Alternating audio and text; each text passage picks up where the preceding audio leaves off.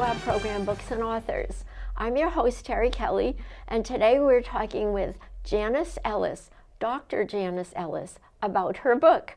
Welcome, Janice. Thank you, Terry. Thank you for having me. My pleasure.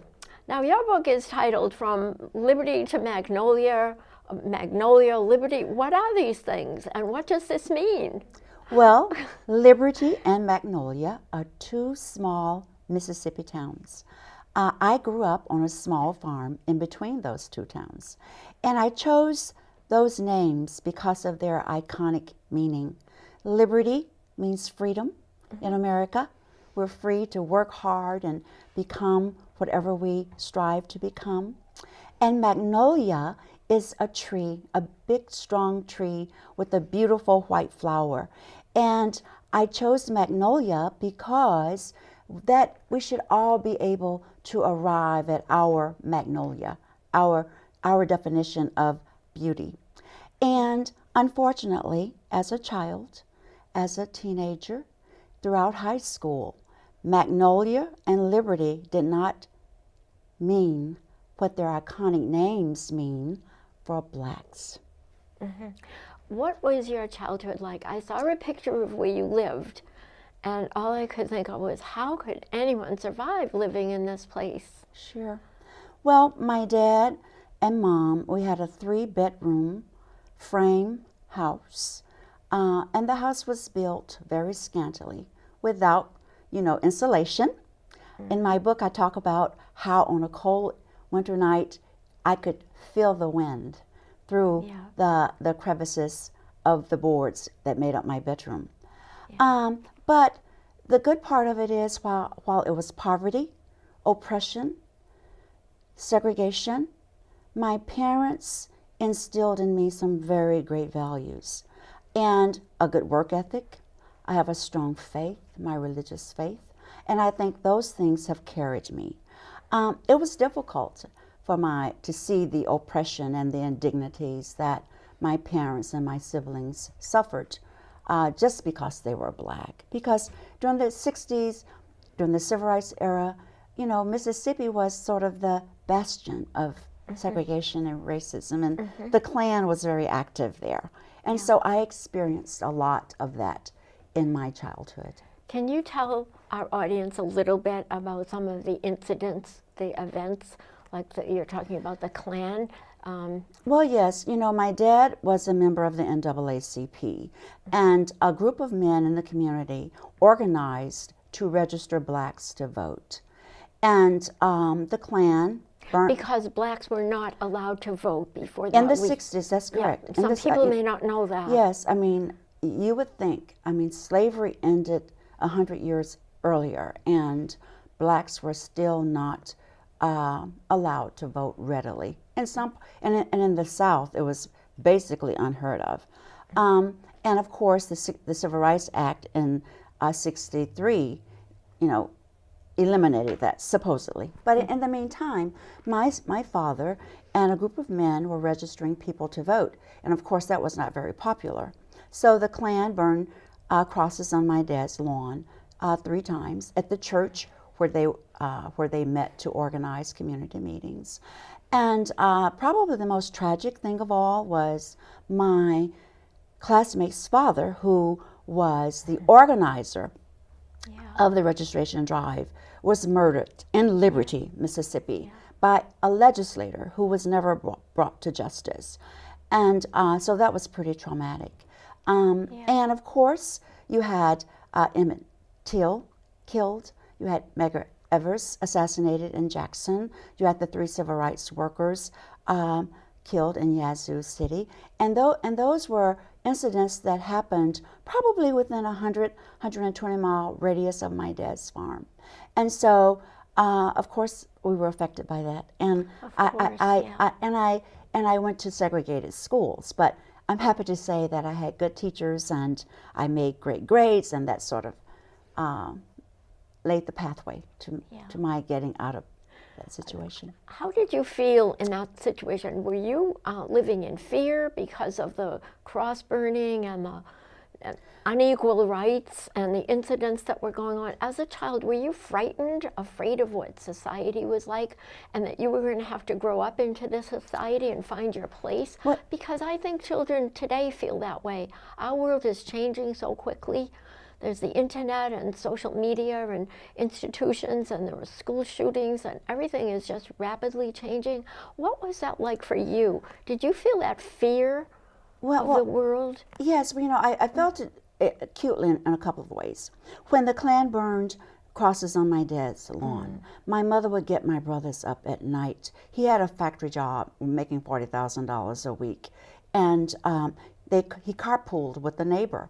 And so our farmhouse was about, 2 city blocks from the main road between Liberty and Magnolia, and she would get my brothers up at night at 11 o'clock when the ride would drop him off to meet him, so no harm would come to him. So of course I was affected by that.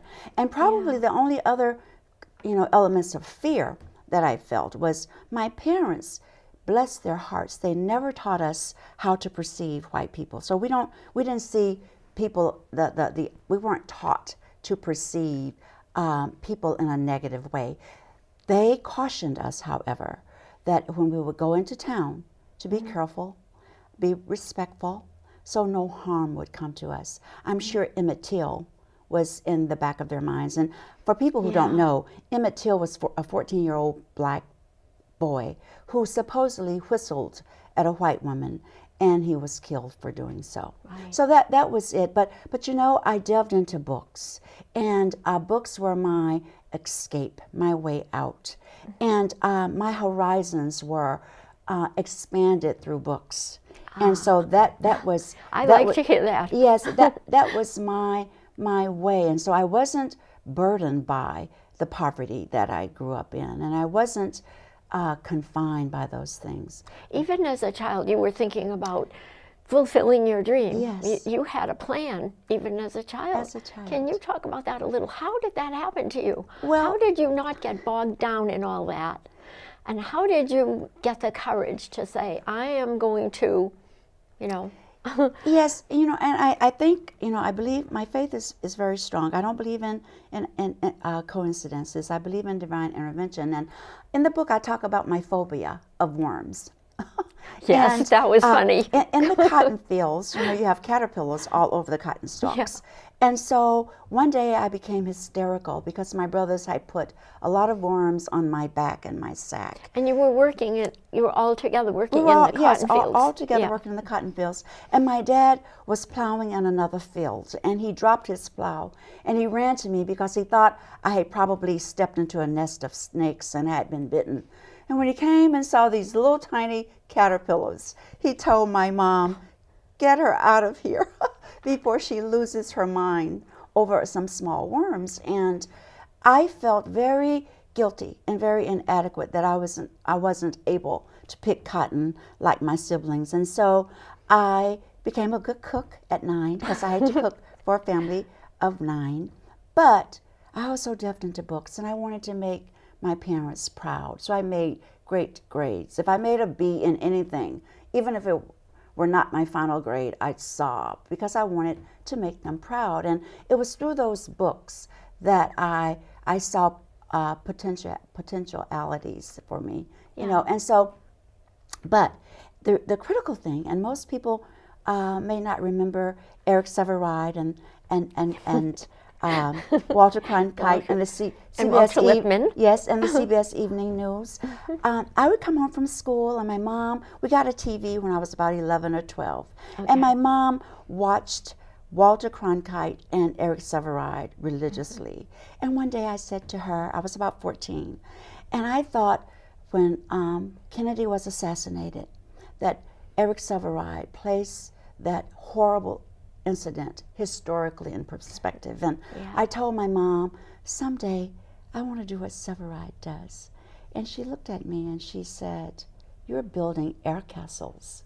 Women nor blacks do what Sevareid does. And she said the wind was going to blow your air castles away. Exactly. The wind will blow your air castles away. And she wasn't saying that to discourage me. She was saying that it was a reality check. Because back then, in the 60s, inequality, racial inequality, and gender inequality was rampant, both of those. And so, but I was determined. And so in high school, I had a teacher who saw that I was making good grades, and he thought I should go to Tougaloo College, which was very active in the civil rights era. Martin Luther King, Stokely Carmichael, Julian Bond, and all of those would come to that college to organize the demonstrations in Jackson. And so I was inspired. I went to Tougaloo and then left there, went to Millsaps College to help further integrate Millsaps College, which was a white private school. And from there, went to Wisconsin and earned 2 masters and my PhD. And tell us about Eric Sevareid. I loved that story. I loved what happened when you, well, you can tell it. Well, it was a great story. Well, you know, I was working on my PhD and had left the University of Wisconsin and was working for the mayor of Milwaukee at the time. But I was divorced, had 2 kids, then facing the challenges of gender inequality at the time. And in the process of completing my PhD, I wrote to Eric Sevareid and I said to him how we used to watch him daily. And I said to him that I told my mom someday I would do what he did.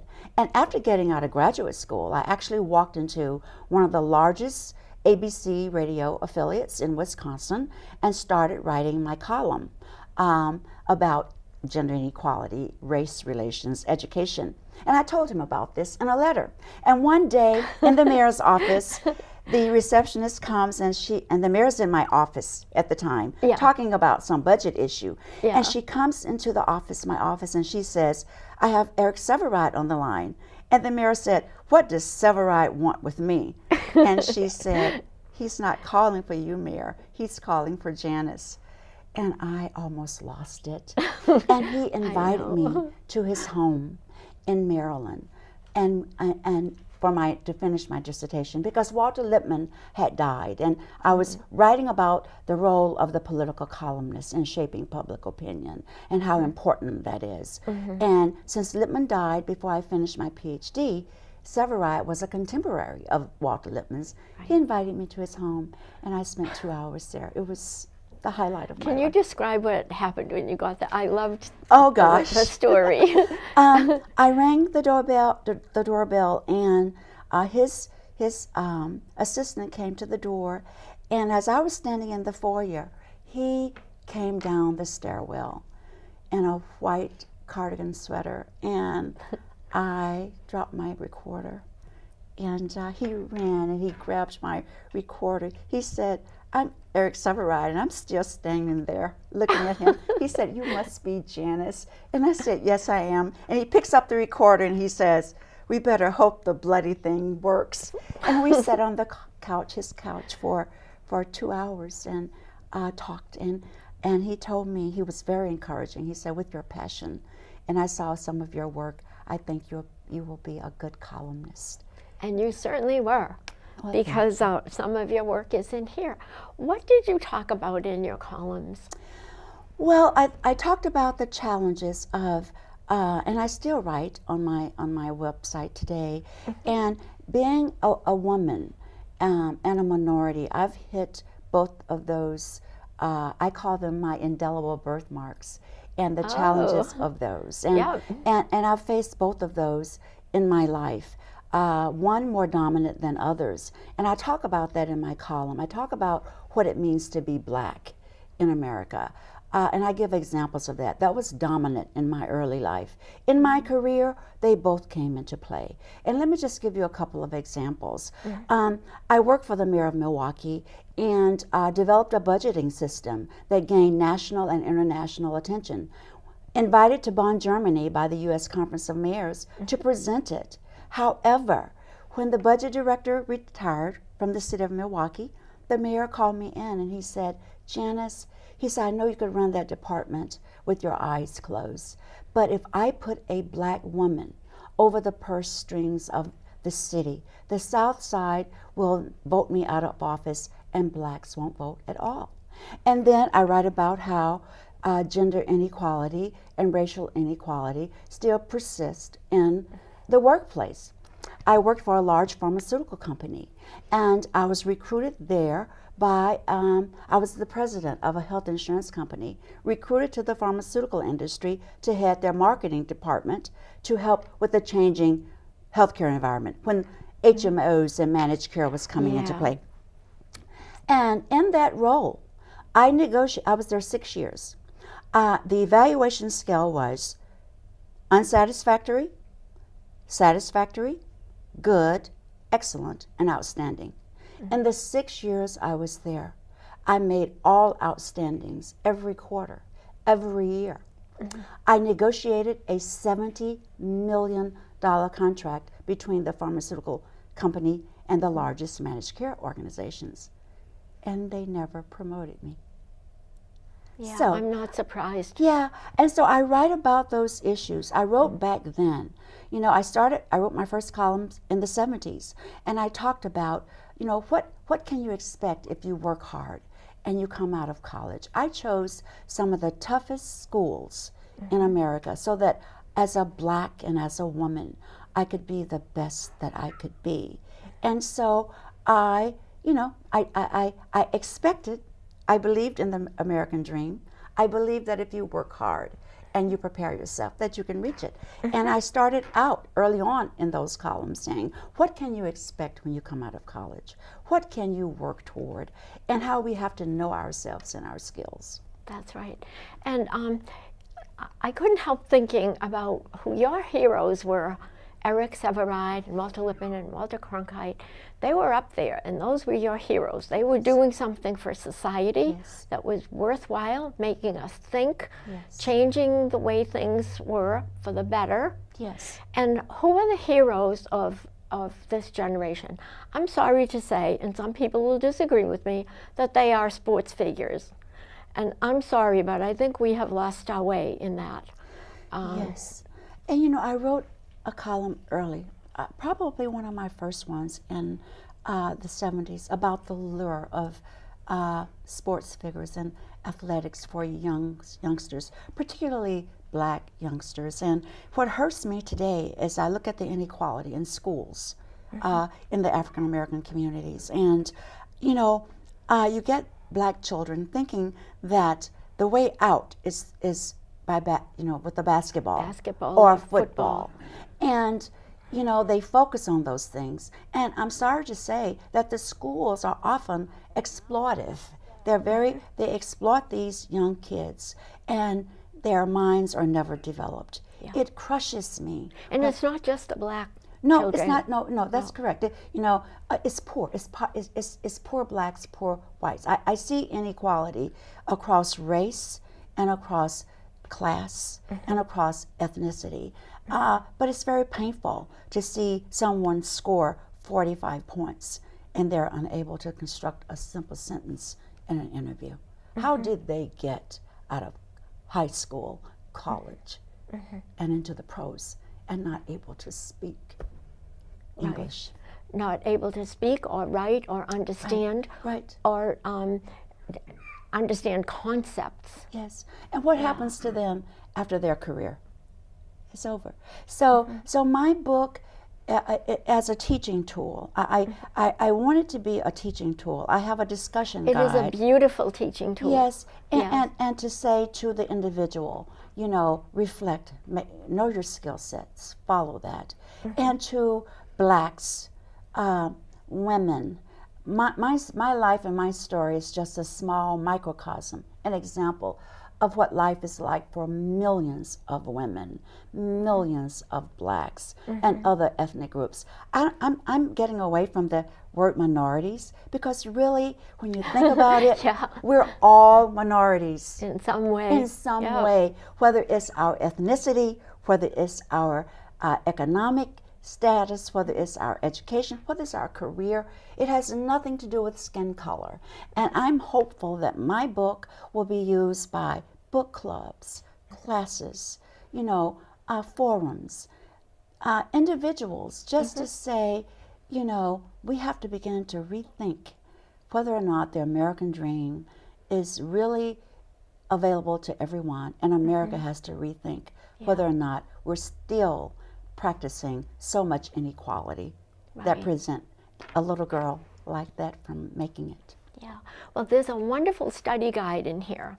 The book is interesting to read from any point of view, but extremely valuable for our young people because it shows what you did to get where you are, and what you have accomplished is totally incredible and spectacular. And you did it by working hard, Yes. not by complaining or taking an easy way out. You always took the hard way Yes. and worked hard, and look at where it got you. And I think that is an important lesson. There's no shortcut, there's no easy way. You can't just go and play football in school and expect to get a full scholarship and a career for the rest of your life.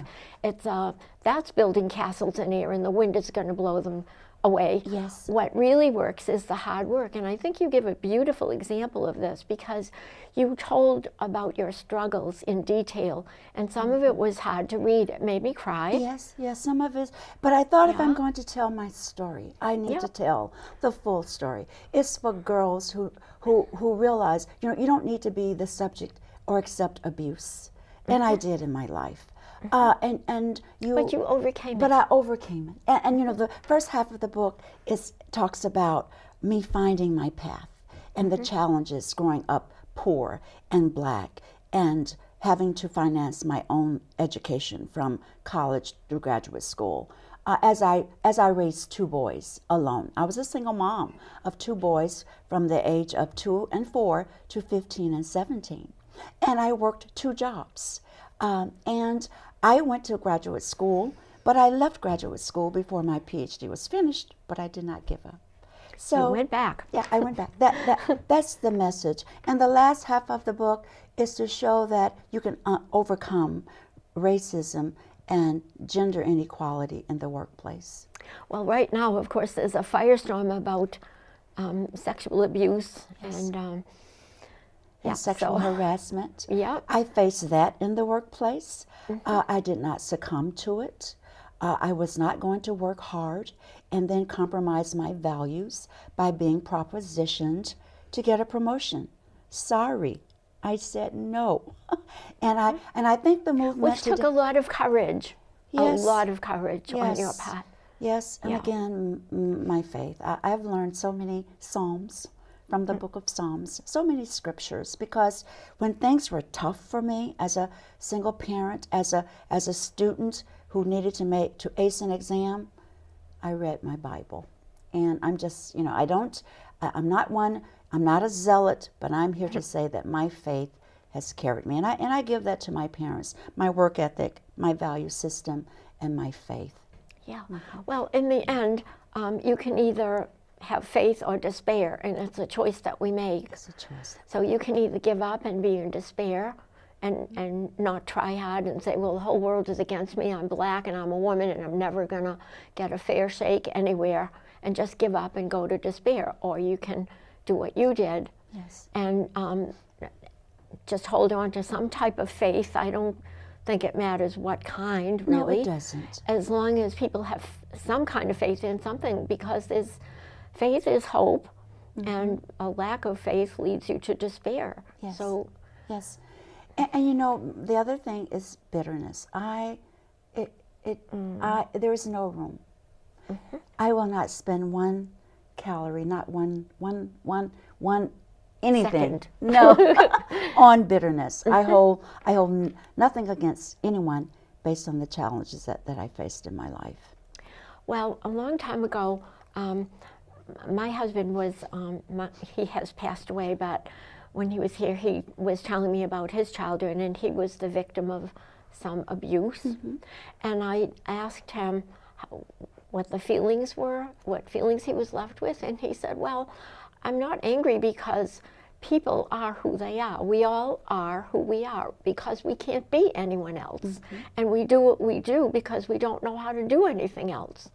So to feel bitter and angry against someone who was just being who he was doesn't prove anything, doesn't help, it doesn't solve anything, doesn't change the past.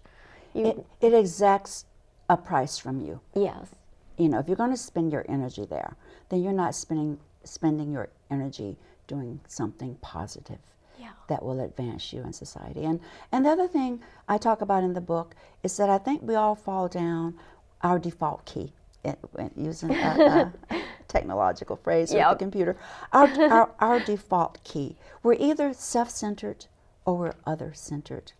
And, you know, I could have chosen to say, I came out of a life of poverty, so I'm going to try to make as much money as I can and so on. I never accepted nor stayed in a job because of money. I wanted to make sure that my life can be used for a greater purpose. I wrote this book as an example. I laid my life out so that it will help others, and that is the hope for my book. Yeah. Well, part of the study guide talks about moral crisis, and well, of course, morality changes from time to time. But I think with the internet and with all the ease of communication, children are aware of much more than they were aware of in younger days. When we were younger, we didn't know a lot of what went on. And now it's all there out in the open. And someone was telling me that he was watching TV at 5 a.m. because he couldn't sleep, and he turned on the TV, and what he saw shocked him so much he never fell asleep at all.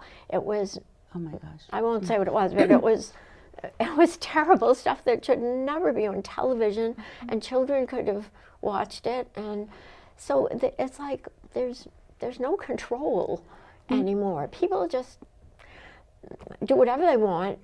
And, and we've allowed technology to take control. You know, it's very sad to see parents sometimes handing their children gadgets, you know, to babysit them. Yeah. And, you know, we have to be very vigilant for our children. That's if we're right. going to put the technology in their hands, we have to put the control in our hands to ensure what they see and don't see. Yeah. There is enough out here, whether it's in school. I mean, look at what's happening in our schools.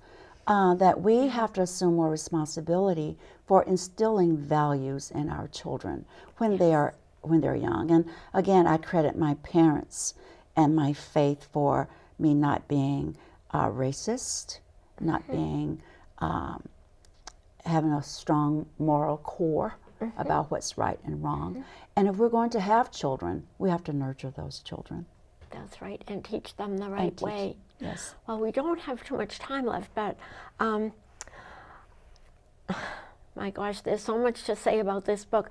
Some of your commentaries are in here. Yes. And they're beautifully written. Did you write them yourself? Oh, or yes. Did you have? Yes. Oh, they're yes. wonderful. Thank you. Yes. And they're about 35, 40 years old, and I chose those because they are still relevant today. That's and all right. of my columns on my website, JaniceSEllis.com, I still write. Yeah. And on that site, I have hundreds of columns that I've written over the years. Well, I hope people will read them because they're very, very inspiring. And just before we end, I want to say something. You talk about being other-centered, thinking of other people instead of being totally egocentric and selfish. I think that is the key to what's happening. I think that's the moral crisis in our country right now.